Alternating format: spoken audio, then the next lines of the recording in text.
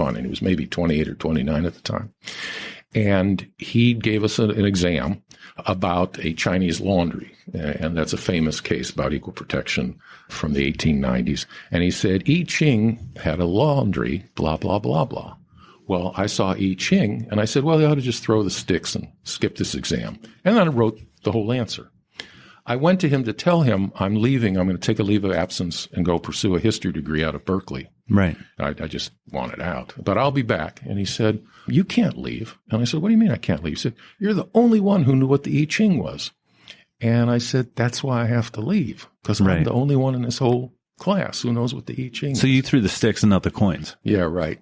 Absolutely.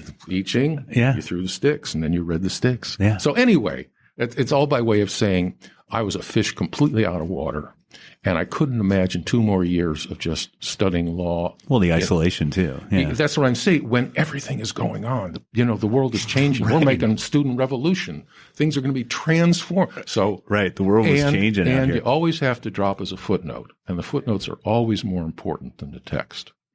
The footnote is there was a girl in Berkeley. Oh, I was going to say. So, usually is. Yeah, and that one didn't work out, but fortunately, it got me out here. And when I hit Berkeley, I was in nirvana. I mean, there was student politics. There was so again, what year is this? 1969. 1969. And I had seen California twice before. Once when I was a high school student, my buddy and I drove from Cleveland to Venice Beach. So you went Wisconsin over to Yale. And then to Cal. And then to Cal. Then to Cal. Gotcha. Right. And I'd seen it once when I was a high school kid, and then I'd come out. So because it was all the shit going on, and oh God, yeah, yeah. Oh. You're like, put me in that. Yeah, but I got to tell you, I had also seen it in '67. I'd been here for Haight-Ashbury Summer of Love. Oh, okay. And all of that. So yeah. I knew I was coming back, and I thought, I'll get this degree at Yale, I'll get the law degree, and then I'll get to the West Coast. Well, I got here sooner than I thought. And then you stuck and never wanted to go back to Ohio, huh?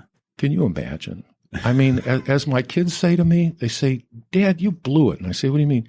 They said, you never should have raised us here. And I say, why? Because we can never live anywhere else. Because we're an hour from the ocean and surfing, and we're 3 hours from skiing in the mountains, and we can hike year-round in the mountains and in the valley.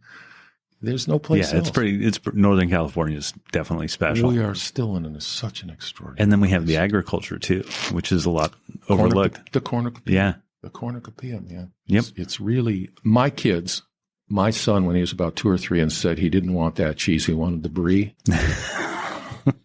I was raised on Velveeta. And I don't say that as a joke. It's just a thing. Cheese was Velveeta. You bought a block of Velveeta and you cut the Velveeta. Yeah, like the brick. Yeah, exactly. It's so much easier to cut, though. They really worked hard to get it. Oh, God. But, I mean, Velveeta. To get the oil right in there. Yeah, exactly. I mean, there was nothing real.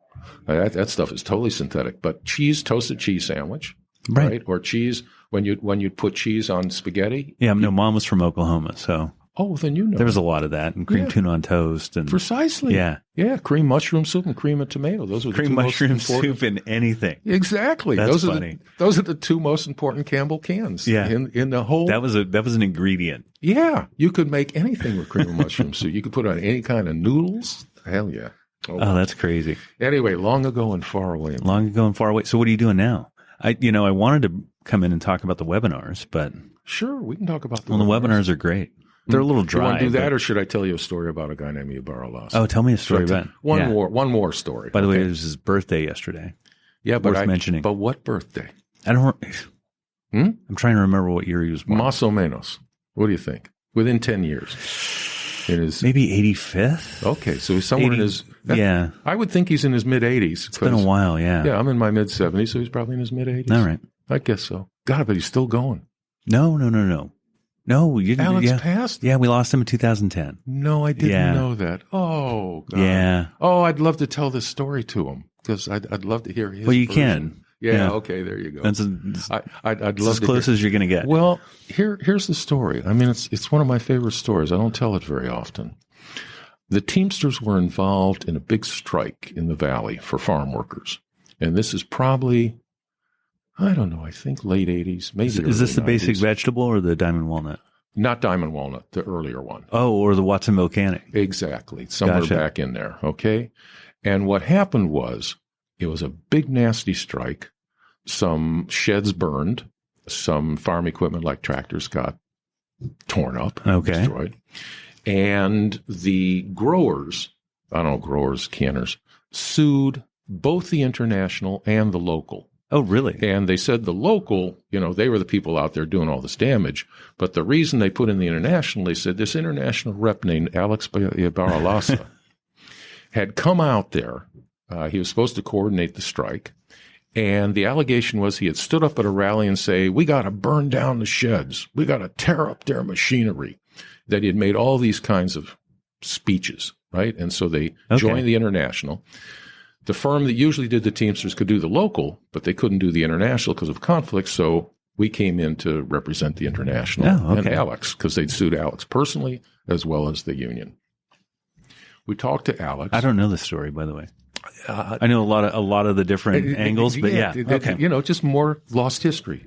I talked to Alex, and now it can be told. I guess it's not attorney-client because it's past the beyond. I said, did you do any of this? And he said, of course I didn't do any of that. Am I an international rep, out here to try to make some peace, get a contract and resolve this thing? Am I going to come out and tell people to burn stuff down? Yeah, he's more of a get a contract guy than a burn stuff down totally. guy. He was the guy the international sent. That must have been when he sent me out of the house in his car wearing his coat and hat to avoid being summoned. Being served. Absolutely. We had some fun with that. That's great. See? I was right around, I was probably like 17 around then. Oh, that's fabulous. See, that was Alex. Alex was, he knew the game. That was funny. That's great. So we have to defend him. And we say, okay, we want to depose anybody who was at that rally who heard Alex supposedly say this stuff, because we know he didn't.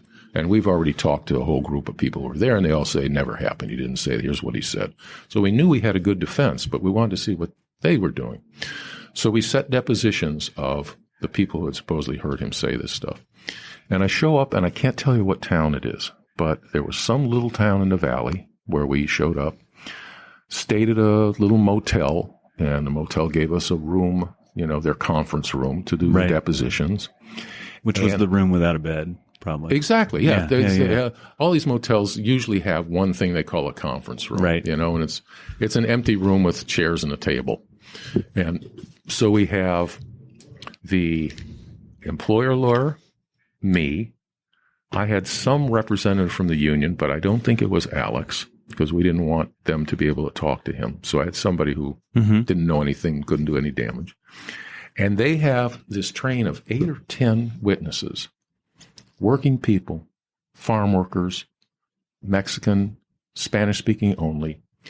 And the lawyer has this guy who they say, this guy is my interpreter.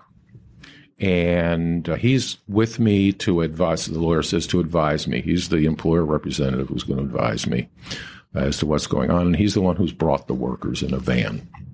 This guy's a big, hulky guy. And he sits next to the lawyer. And each time a witness is supposed to come in, he goes out in the hall with the one who's just done, and he gets another one to bring him in. And I speak some Spanish. I had spent a couple of years in South America as a reporter. And so I'm listening to their answers. I'm not going to let that go either. Yeah, well, it's supposed to be about the labor boom. Right. I have a lot of stories because I've lived a long time, but I don't talk this stuff much. All right. Anyway. But anyway, he's getting him out of the hallway. So anyway, he's going back and forth, and I'm listening to the answers, and I'm asking the questions, and I'm drilling on these people. And by the second or third one, I realize this guy's telling the same story the guy before. It's the same words. And I say, you're under oath. Yeah. You can go to jail if you lie. And they just get real silent. And the employer lawyer is objecting and but there's no judge there. So she puts her objection on the record. And I ask these, and I'm basically not intimidating them, but I'm trying to get them to tell the truth. I'm trying to get them. And it's by probably the second or third one, probably the third one where I do this. And the guy starts stumbling and gets confused and can't tell his story quite right. And then the lawyer says, hang on, we have to go out in the hall. And I say, during a deposition, you can't talk to a witness. We're not. We're just taking a break. And they all go out. And of course, I wait a minute and I go out. Sure enough, the lawyer and this big thuggy guy and the witness are talking. And I go over and say, you can't talk. We're going back in the room now. We go back in the room. I put on the record. The three of them were talking. They just as baldly say, not true. We deny that's what happened in the hallway. Right. And so I realized, okay, there's more here than meets the eye. So each time he would go out with a witness, I'd wait a minute and then I'd follow. And each time someone was then testifying, he would pull an envelope out of his pocket. I mean, it was this ball, pull money out of it, give the guy money, and the guy would go on his way. Now, and when I'm asking these people for identification, they tell me their name. I'd say, let me see we have no identification. Right. I don't have anything at all. So I realize, by the third or fourth one in, we're getting nothing but lies, right? These guys, whoever this thug is, he's found these workers somewhere, right? And told them what to say, brought them or just in. People. They could be from exactly. Anywhere, right? They felt to me like they were really farm workers. Okay. They knew about. Well, that fields. was the valley down there too. That was the industry. So exactly, he picked up people who had nothing to do with the Teamsters or the strike, or they right. They just, hey, I'll give you $100 if you come and say this, right? Right. So a couple days wages at least. I didn't exactly. I did maybe 4 of them, and I realized, okay, this is just the big lie. So I made a bunch of record, saying it's clear there's lying and blah, blah, blah. They objected and I laid it all out and we leave. And I came back and I figured, okay, I got to depose that guy himself, the thug, and figure out who the hell he is. So I set his deposition. This one happens in San Francisco at a very fancy lawyer's office. There's at least 3 lawyers that are there with him. I ask his name. He tells his name. And I say, and what's your home address? Second question. And they say, objection. What's the objection? We don't want to give his home address because we're afraid that people come get him. I say, sorry. So I say, okay, fine. You've made an objection for the record. Now, what's his home address? And they say, objection.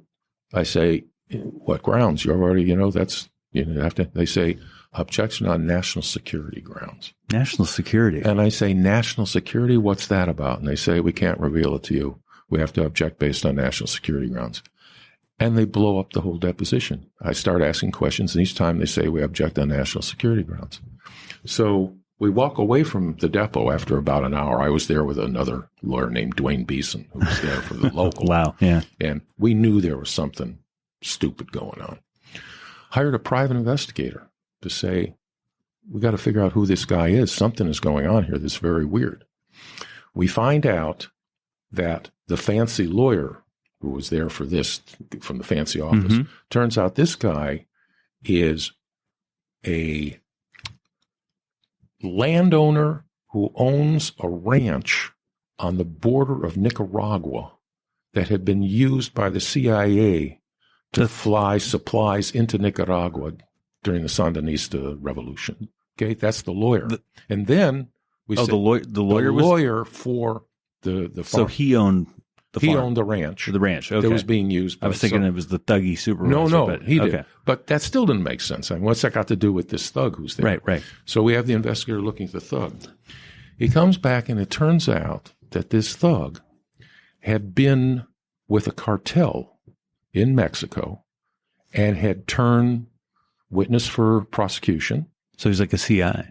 Exactly. Okay. Confidential informant. Right. And they'd put him in the witness protection program.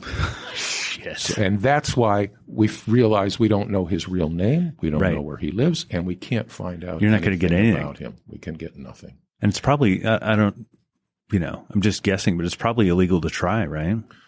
Well, you can try, but you can't. Like, you can't expose somebody in the program, right? You're not gonna. I mean, we didn't even get that far. There's no way we could pierce it. Right. But we were able to take that, and we were able to take therefore the lack of any evidence that your dad. But then he can't testify to certain things either because he can't give himself up. So he can't show up at all. They never should have used him in the first place. That's the crazy part. Yeah. Yeah, they exposed this guy to God knows what kind of dangers, Jesus. I mean, the stupidity. That's amazing. Yeah. So So we blew up the whole case for the international. The Right. local was still stuck in it, but based on lack of evidence, and we had. So that was local 912, I think, right? I think it was Probably, 912. yeah. I don't remember the number to tell you. Yeah, I Because I didn't remember. work with them. And I was a kid. I could care less.